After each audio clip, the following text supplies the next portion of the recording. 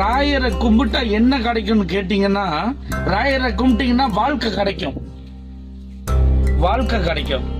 அது நீங்க இன்னும் ரியலைஸ் பண்ணிருப்பீங்களா என்னன்னு எனக்கு தெரியாது, தெரியல. அனுபவம் கிடைச்சிருக்க என்னன்னு தெரியல. இதுக்கு அங்கிட்டு ஒட்டுமே யூஸ் ஆக மாட்டேன்ற ஒரு கட்டம் வரும். எல்லாத்துக்குமே வாழ்க்கையில் ஒரு கட்டம் வரும். அந்த பரீட்சை பேப்பரை நான் முன்னுக்கே பார்த்துட்டேன்.